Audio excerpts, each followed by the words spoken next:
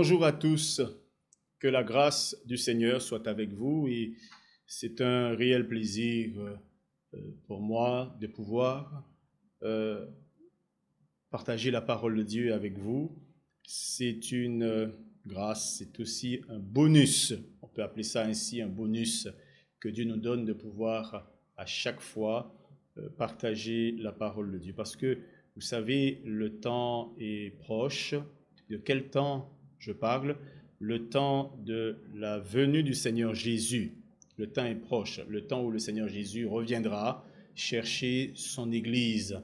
L'Église qui est aussi appelée son épouse. Le Seigneur revient bientôt chercher son épouse pour être au ciel avec lui, pour pouvoir être dans les noces de l'agneau. Alors une épouse, quand il y a une épouse, il y a un époux.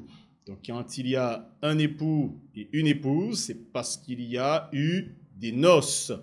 Et vous savez bien pour chacun que lorsqu'il y a des noces, il y a également des invités.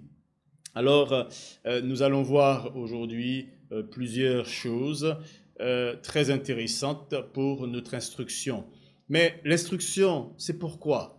Est-ce que l'instruction, c'est pour que nous puissions être remplis de connaissances, remplis de savoir? Je dirais oui. Pour être rempli de savoir, rempli de connaissances, c'est très bien, c'est une bonne chose, mais pas seulement, mais pour pouvoir se préparer.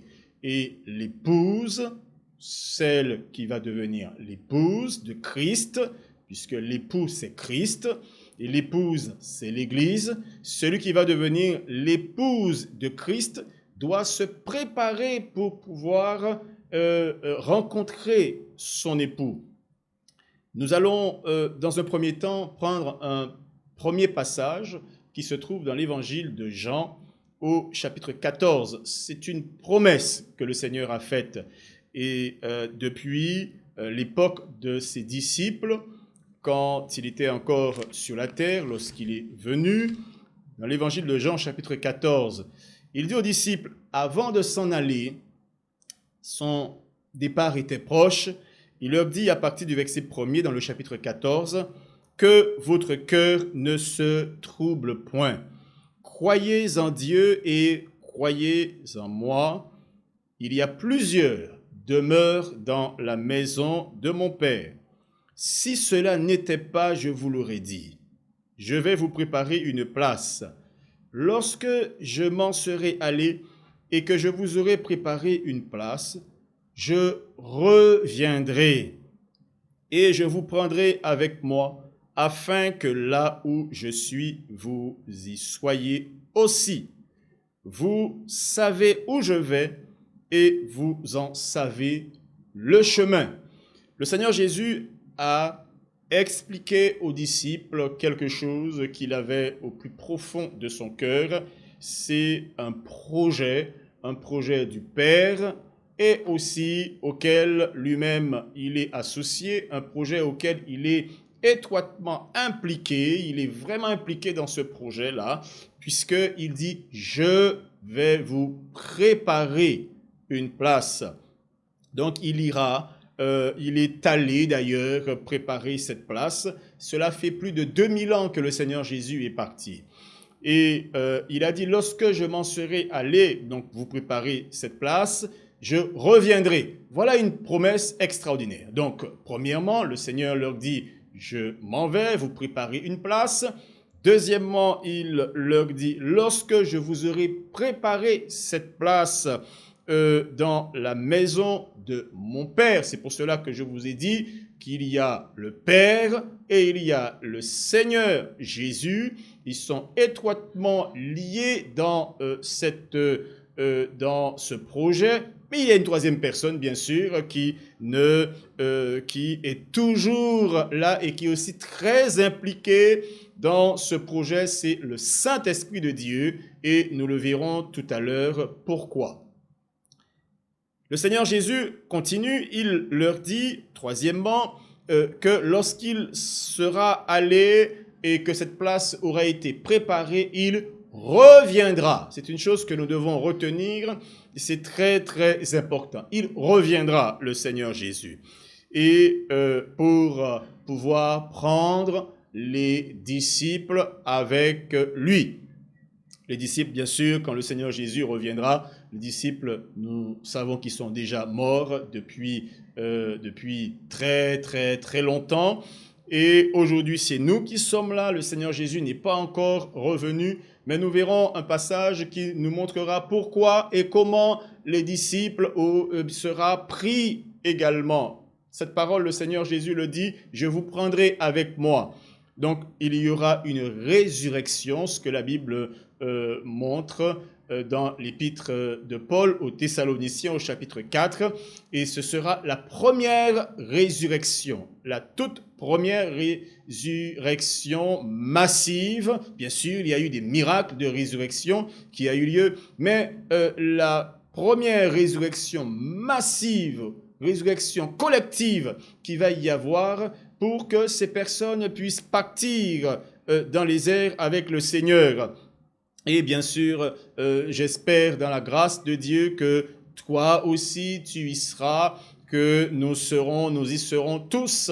Et d'ailleurs, ces numéros, ces différents messages ou études, c'est pour notre préparation, la préparation de tous ceux qui écoutent ces vidéos. Et j'espère que vous en êtes vraiment, que vous êtes très nombreux à l'écouter. Jésus fait cette déclaration aux disciples. Et c'est une chose merveilleuse, c'est une promesse merveilleuse qu'il leur fait. Et il leur dit, vous en savez le chemin. Est-ce que Jésus a voulu provoquer chez les disciples une question, puisqu'il y a quelqu'un qui va lui poser la question. Il va lui dire, Thomas va dire au Seigneur Jésus, « Seigneur, nous ne savons où tu vas, comment pouvons-nous en savoir le chemin ?» C'est l'occasion pour le Seigneur de faire une autre déclaration très puissante et extraordinaire qui nous sert aujourd'hui, une déclaration vraiment, vraiment comme une bombe, quelque chose qui va traverser les générations, qui va traverser les temps jusqu'à moi, jusqu'à toi, pour que nous puissions être clairs là-dessus. Quelle est cette déclaration? Jésus lui dit, « Je suis le chemin, la vérité et la vie. » Et il dit encore, « Nul ne vient au Père que par moi. » Très puissante déclaration. C'est un grand message que le Seigneur a délivré ici. Un message capable de transformer des vies. Un message qui doit transformer ta vie, qui doit transformer la vie de quiconque lit ce passage et quiconque l'entend parce qu'il est vraiment très fort. Il n'y a pas d'autre chemin.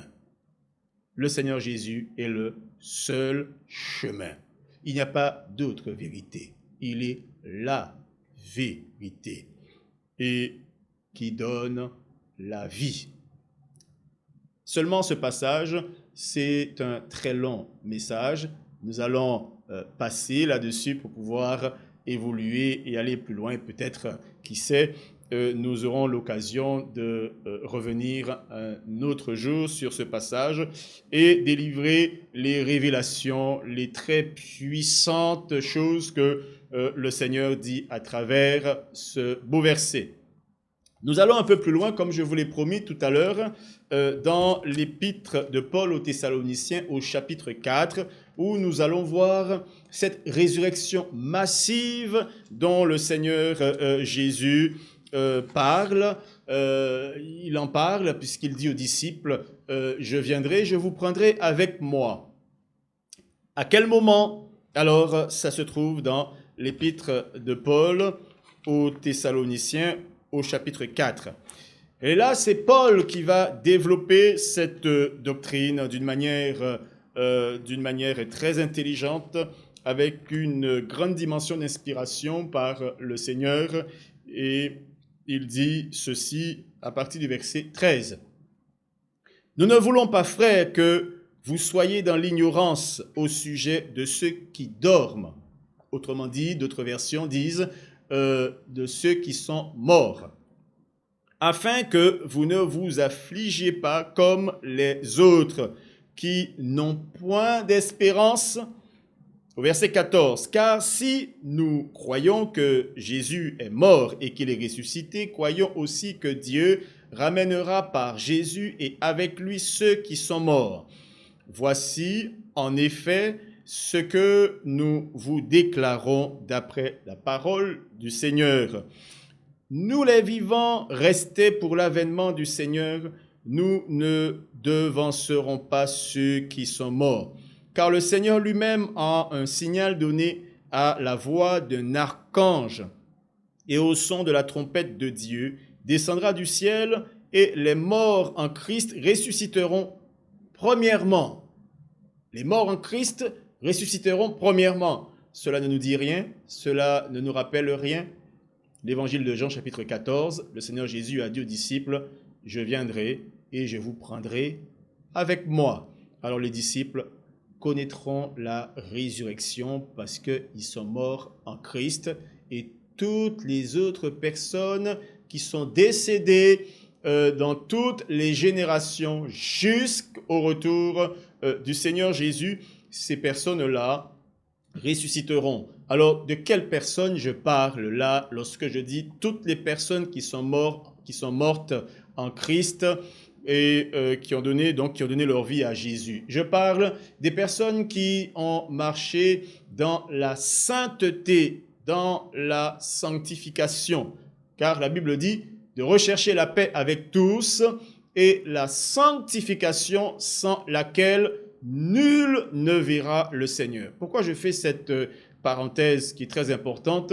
C'est parce que nous entendons très souvent lorsqu'une personne décède, alors on cherche à savoir est-ce que c'est quelqu'un qui avait donné sa vie à Jésus, c'était une personne qui s'était faite baptiser, et lorsqu'on reçoit l'information que bien sûr elle avait fait ses démarches, on dit « Waouh, ouf, cette personne est sauvée, c'est la chose essentielle. » Non, c'est pas comme ça que ça se passe.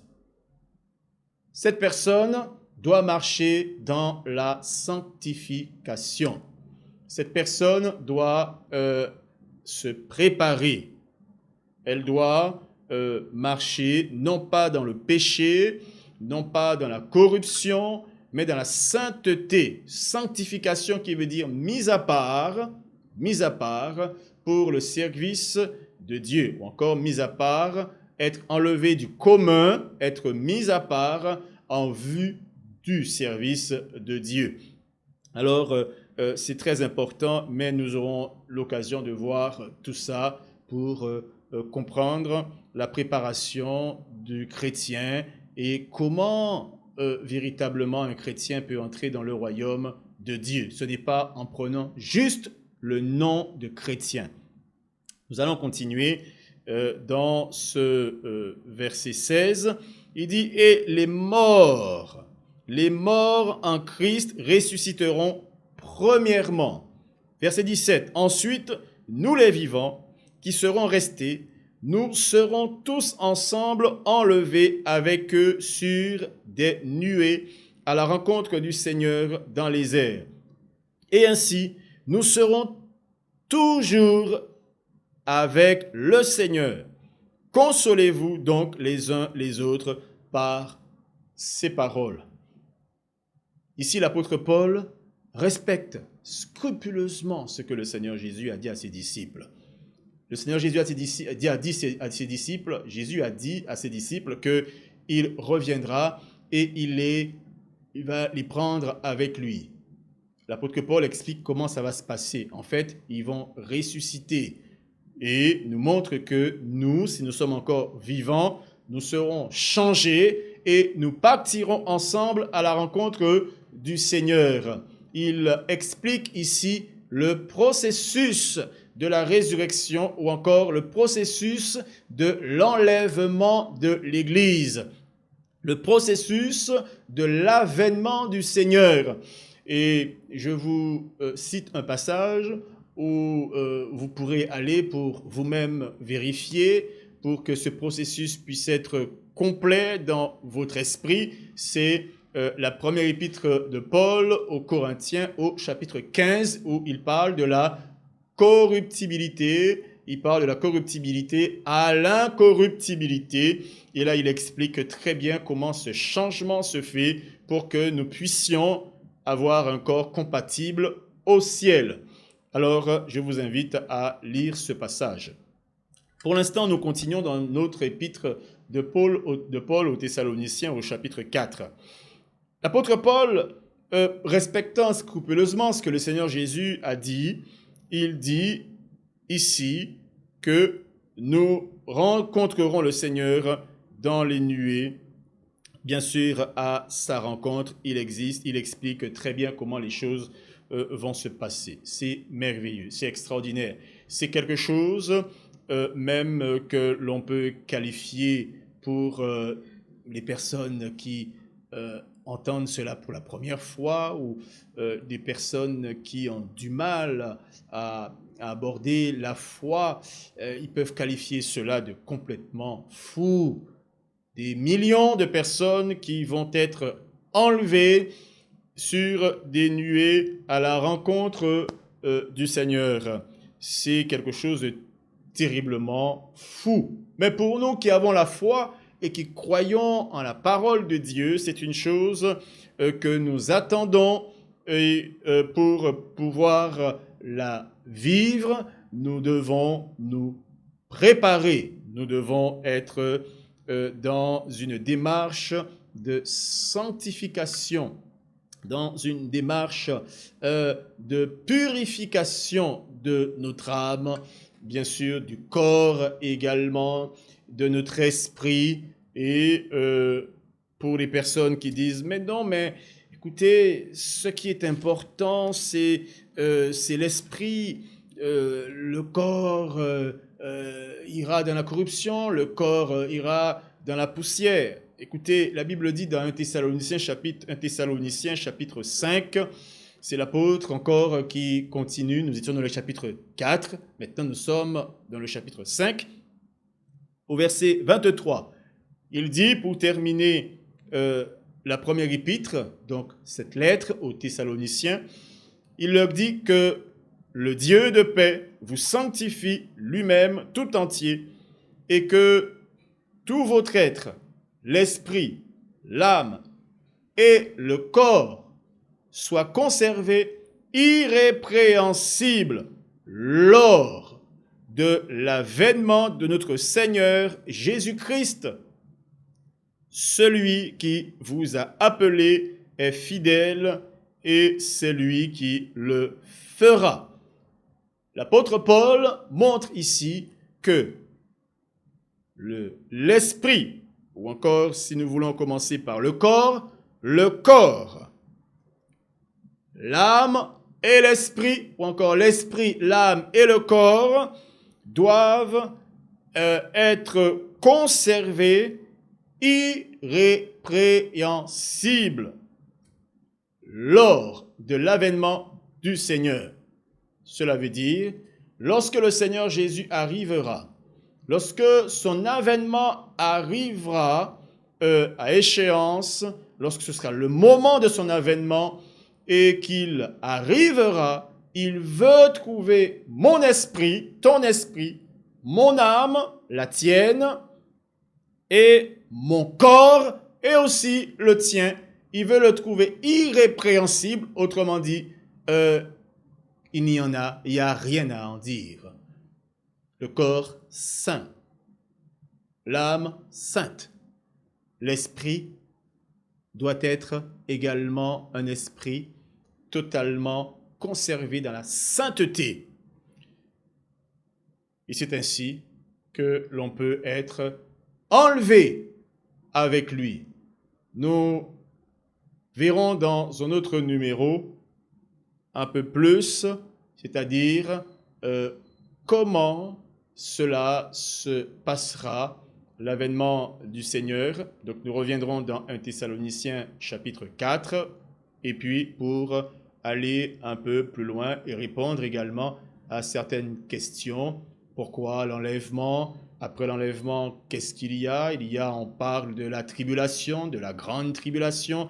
Nous parlerons de toutes ces choses pour notre connaissance et nous parlerons un petit peu aussi du temps dans lequel nous nous trouvons. Et cela doit nous conduire à une chose, à nous préparer. Que le Seigneur vous bénisse, que sa grâce soit avec chacun de vous.